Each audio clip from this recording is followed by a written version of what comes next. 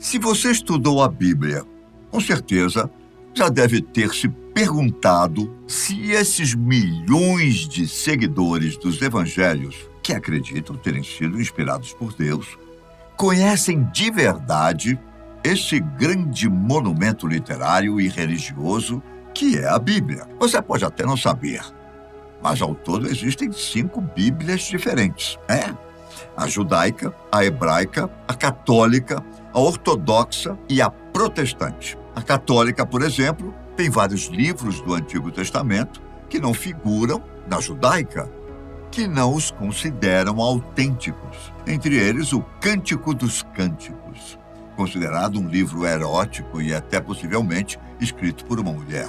Os católicos também o tiraram da Bíblia e depois acabaram o aceitando como inspirado.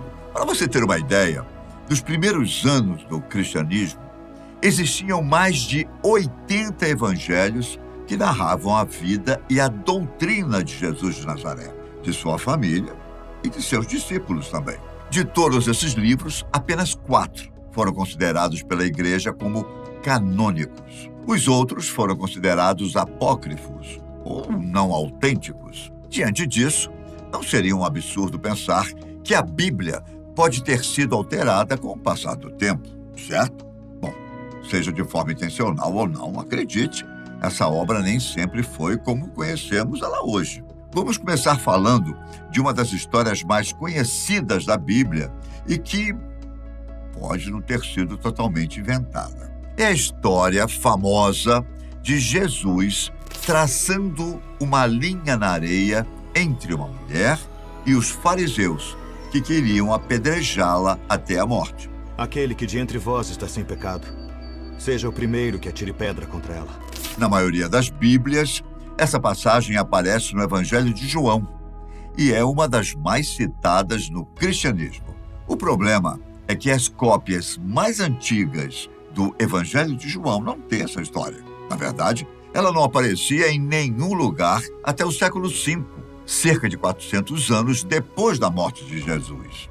O primeiro texto a incluí-la é uma antiga tradução grega e latina dos evangelhos, chamada Codex Beze. Essa obra é notória por ter esse estranho detalhe extra que não aparece em nenhum outro lugar. E essa história em particular é redigida de uma forma que alguns estudiosos da Bíblia dizem que não parece ter sido escrita pela mesma pessoa que escreveu o restante do livro de João. Muitas pessoas ainda argumentam que é uma história verdadeira, principalmente porque parece o tipo de coisa que Jesus faria. Porém, há muitas razões para acreditar que a famosa citação não é realmente a palavra de Jesus. De qualquer forma, convenhamos que não é uma passagem que foi inventada para prejudicar alguém. Só que existe uma passagem que a maioria dos estudiosos tem certeza de que foi alterada, ou melhor, mal interpretada para fazer maldade com as pessoas. Em Deuteronômio, capítulo 23, versículo 17 e 18, parece haver uma condenação direta à homossexualidade. Nesta passagem está escrito o seguinte: não haverá prostituta entre as filhas de Israel, nem sodomita entre os filhos de Israel. Não trarás o salário de uma prostituta, nem o preço de um cão à casa do Senhor teu Deus, por qualquer voto, porque ambos são abominações ao Senhor. Essa passagem é bastante clara quando é traduzida de forma correta, certo? Mas muita gente pensa que não. A palavra sodomita aqui realmente não parece se encaixar no contexto, e há uma razão para isso. A palavra original tem um significado mais próximo de prostituto e não tem nenhuma conexão com a homossexualidade. No hebraico original, todo o versículo parece ser uma condenação da prostituição para ambos os sexos, em vez de ser especificamente um ataque aos homossexuais masculinos. Dizem que quando a Bíblia foi traduzida, decidiram mudar o sentido justamente para condenar a homossexualidade. No 14º capítulo da primeira epístola aos Coríntios, existe uma interjeição estranha, aparentemente aleatória, de misoginia, que interrompe o que sem ela seria um pensamento coeso. Entre os versículos 34 e 35, é dito o seguinte: as mulheres devem permanecer em silêncio nas igrejas. Elas não podem falar, mas devem estar em submissão, como diz a lei.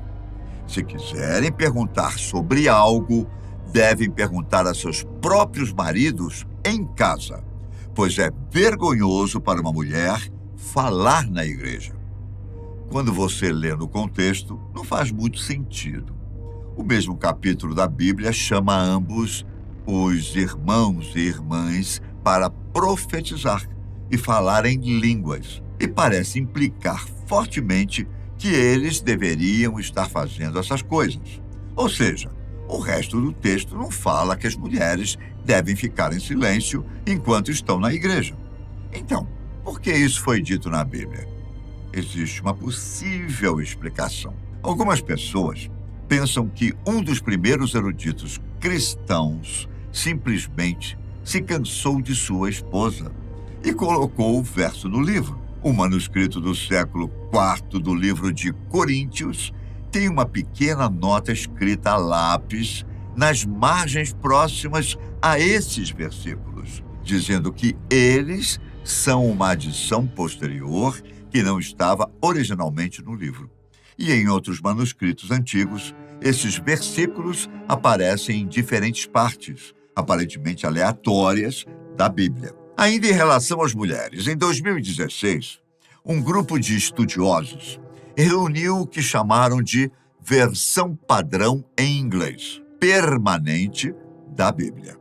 Eles anunciaram que essa versão era a palavra imutável de Deus, com cada palavra traduzida de forma tão perfeita que nada precisaria ser mudado. A verdade é que os leitores mal tiveram que virar a primeira página para encontrar um grande erro. Em Gênesis capítulo 3, versículo 16, quando Deus amaldiçoa Eva, ele diz: teu desejo será para teu marido e ele te dominará.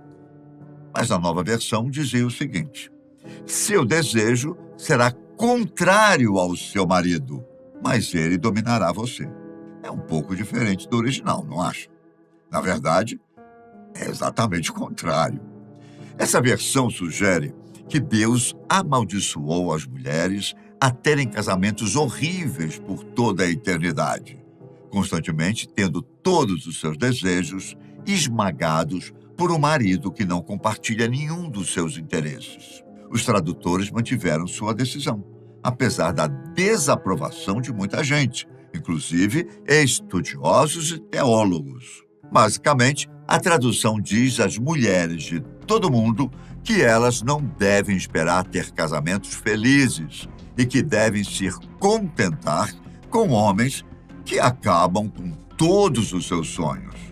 E ai de quem reclamar, pois para eles ninguém deve contestar a palavra de Deus. No Evangelho de Mateus é declarado que Jesus é o filho primogênito de Maria, pelo menos em algumas traduções da Bíblia. Em outros, apenas o chama de filho. Bom, se você é católico, essa palavra faz uma grande diferença. Muitos católicos concordam que a ideia de que Maria permaneceu virgem durante toda a sua vida, mesmo depois de dar à luz a Jesus. Provavelmente é por isso que muitas Bíblias católicas traduzem essa linha como um filho, já que rejeitam a ideia de que Jesus tinha irmãos. É uma posição complicada de defender, já que há algumas partes na Bíblia em que Jesus realmente se encontra com seus irmãos e fala com eles. Mas alguns católicos argumentam que essas histórias também são erros de tradução. Os manuscritos gregos originais usam a palavra adelphos para se referir aos irmãos de Jesus, que pode significar primo, em vez de irmão. Quase todos os manuscritos mais antigos do livro de Mateus, porém, usam claramente a palavra filho primogênito, em vez de um filho. Muitas pessoas acreditam que a palavra primogênito foi retirada por pessoas que queriam pensar em Maria como uma virgem, mudando a Bíblia para que ela se encaixasse no que eles queriam dizer. Outra coisa que tentaram a todo custo mudar foi a imagem de Jesus. Tudo bem que não se trata de uma mudança nas Escrituras Sagradas, pois o que mudaram foi a compreensão de sua imagem. A imagem mais comum hoje é de um Jesus Cristo branco, de olhos azuis, mesmo que todas as evidências históricas apontam o contrário. A ideia de um Cristo de pele branca é relativamente nova e evoluiu em resposta a pressões políticas e sociais. Vários retratos artísticos influentes de um Jesus branco ajudaram a espalhar essa ideia, que de fato se tornou a mais aceita e usada em todo o mundo. Embora teólogos e historiadores ainda debatam sobre essa questão, alguns cientistas chegaram a uma resposta mais precisa. Arqueólogos, usando evidências esqueléticas, e antropólogos, além de DNA, concluíram que Jesus quase certamente não era branco. Só que ele também não era negro. A realidade provavelmente está no meio. E a maioria dos cientistas descreve a cor de pele mais provável de Cristo como oliva, mais parecida com os povos mediterrâneos modernos. Claro que nem todas essas mudanças citadas foram feitas para prejudicar alguém, mas, no geral, quem as mudou tinha um interesse próprio, não é? Eu fico por aqui, mas nos vemos logo mais no canal da Fatos Desconhecidos. Um grande abraço.